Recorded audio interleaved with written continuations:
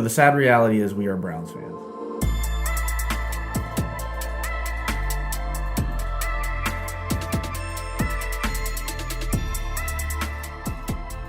And it's something that we are very passionate about, we get very excited about, but also very upset about. Yes. Angry, some people would say. Yeah. And a lot of times we have conversations around why do we do this to ourselves? It's like an abusive relationship.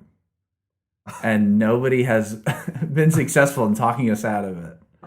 That's true. So how did the Cleveland Browns become such an important part of your life? Well, growing up in Southern Ohio, naturally you would think I was going to be a Cincinnati Bengals fan. Yes, but you found out you're a... But I didn't, and I'm not. Man. I am a Reds fan, though, so I'm not an Indians fan. I'm a Reds and I'm a Browns fan. But they did have Ken Griffey Jr. for a while, so that's completely acceptable. Yes, they did. But I was a Reds fan before that. But I digress. So, growing up in Southern Ohio, my dad and his dad, they were Browns fans before the Bengals were an actual team. So they grew up Browns fans. Wait, when did the Bengals become a team? I don't know. Are they 70s maybe? Are they still a team yet? Well, They did go to a Super Bowl and get annihilated in a Super Bowl. Yeah. Which I would love that memory, though. I wouldn't care at that point. Yeah, well, at least they went to a Super Bowl. Yeah, let's go one time. Yeah, that's nothing that we can actually say. Yeah. So are you looking that up? Okay, yeah, you tell your story about... I'll look it up. You tell your story. Okay. So anyway, or at least this is a story I've always... This is a story I believe. It's true. I know my own truth. So they grew up Browns fans, and I just always loved the Browns fans as early as I can remember. I remember Bernie Kosar, number and the 19, hair. and the hair. My dad had a perm for a while. Nice. It was pretty embarrassing, but he rocked it. Yes. May 24th, 1967. That's when the Bengals became a team. Yeah, so my dad was born in the late 50s or mid 50s, and so obviously his dad was a Browns fan before then. That was the heyday. That was the heyday, and we haven't done much since the mid 60s. So, obviously we have some brief success in the mid 80s, flashes, mid to late 80s, and but good news is right now we have probably the best roster, all around roster we've ever had. Yes, best all around roster, 6 wins, but also probably the worst offensive line we've ever had at the same time. So I can't remember. With the roster they have now, I can't remember a single period of any team I've even heard of where I would have liked this team this much. The last time I can think of it, like the team with Jamal Lewis and Derek Anderson and Kellen Winslow and Braylon Edwards, and obviously they had Joe Thomas on that team too. That team was fun to watch. I liked that team. Obviously they're only good for like a year, but this team right now, it's exciting.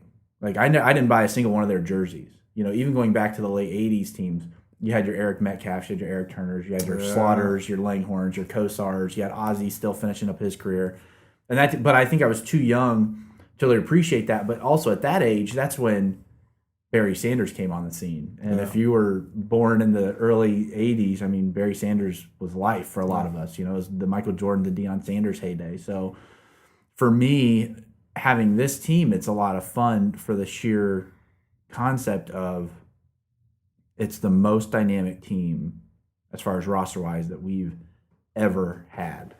And I think if there's a few small tweaks on the offensive line, obviously this last year, play calling, leadership was a complete nightmare, which is insane to think about at that level, paying those guys that kind of money, that there's still that much of an emphasis on the quality of a individual leading men that has that kind of impact.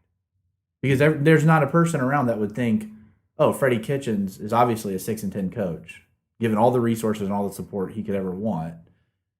And you give any other, respected coach in the league that same team, they're definitely not going to go below 500.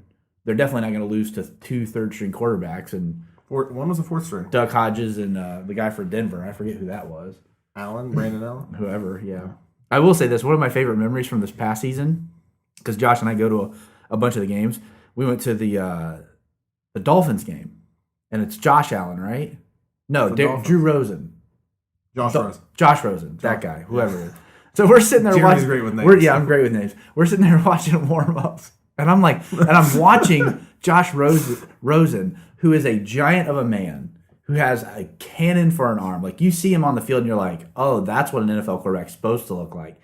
And I'm sitting there, I'm watching him, I'm just like, and he's kind of getting loose and he's moving around the field or whatever. So I'm just looking, I'm like, oh my gosh. And I look over at Josh, I'm like, how is this guy? And he just starts running routes with his receivers and throwing the ball. And I look at Josh, I'm like, how is this guy not their starter and not better?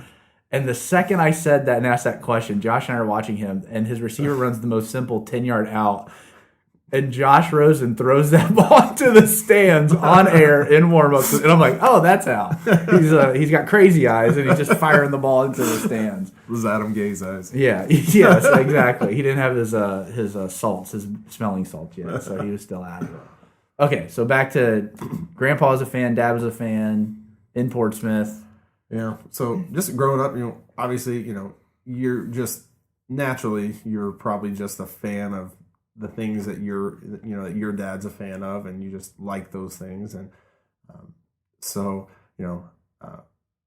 I remember the first gift that I got that I can remember, I got Browns memorabilia. It was a Christmas. It was my mom. So it was my mom and my stepdad. We were living out in Rosemount, which is just north of Portsmouth, on State Route 23. And I got an Eric. Beautiful. It's beautiful there in the fall. It is, because you got the hills. I have no idea. Yeah, oh my gosh. Just don't stop. Keep driving. Stop. Anyway, so like my first gift was an Eric Metcalf jersey. I love that thing. I wore that thing all the time, man. I was short, I was fat, had this gold chain. I love the gold chain. The Portsmouth special. You were dialed in. Did you have a rat tail too? No. Mullet? What was the haircut? What was the haircut? Spiked. Yes. Spiked. Nailed it. Yeah. And I waited to This is frost the 92? tips until I was in high school. So What year? This has to be like a 92, 90. 92, yeah. Yeah. 92, 93. Isn't that funny? Yeah. Based on what you're telling me, the player, the style, the haircut, we can know about when that was. So we're the same age. But yeah, I was right there with you, man. So what was your first Browns thing that you can remember? First jersey. Actually, it wasn't a jersey. So we grew up where like the expensive stuff outside, like video game consoles, I did get obviously after they came out for a while and they were cheaper. But I didn't. I'm trying to remember the first jersey I got. And it definitely wasn't a Browns jersey.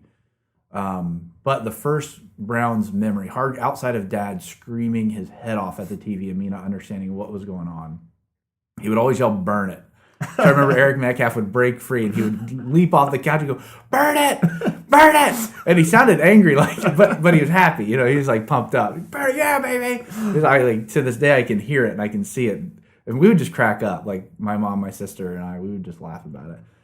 But through, I think, my mom's work, they did one of those, like, everybody from the company's going to go, and we're going to rent a Greyhound bus and go up. And I thought it was really cool. I'm 3 years older than my sister, so I thought it was really cool because she was too little at the time. So she had to stay home, and I just got to go, which I thought was cool. I had this brown sweatshirt. And a woman on the way up had one of those old-school brown dog masks that everybody would wear in the stadium. This is old municipal stadium, so this is when, the stadium was just a concrete pit, pretty much.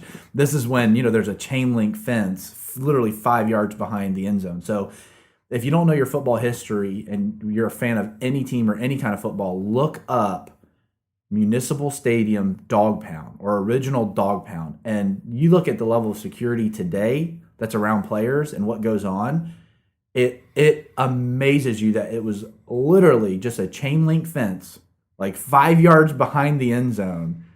And there are all the heathenistic Browns fans waiting either to celebrate with you or to probably try to physically hurt you. There were guys that would tell stories about playing in the NFL when they played in Cleveland. They knew you better get in the end zone and fall. You better not run to the back of the end zone because you're going to get peppered with, beer or batteries or anything else that anybody else had to throw. But for me, it was going up to that game. Maybe I was 8 years old. I remember so much about that day, though. They played the Houston Oilers. I remember in true Browns fan fashion, it was freezing cold. It was a later game.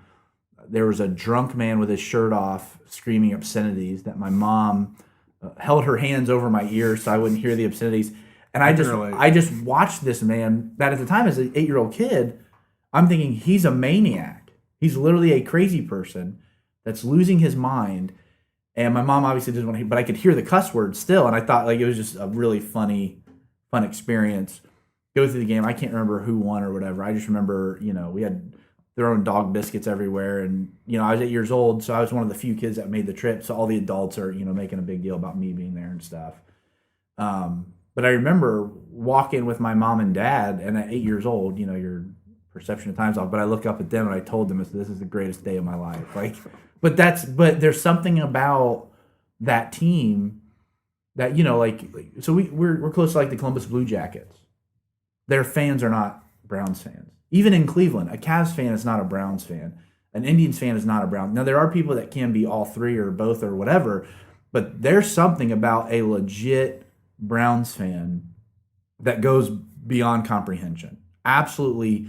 And for whatever reason, I wasn't one of those kids that grew up and, we saw them leave.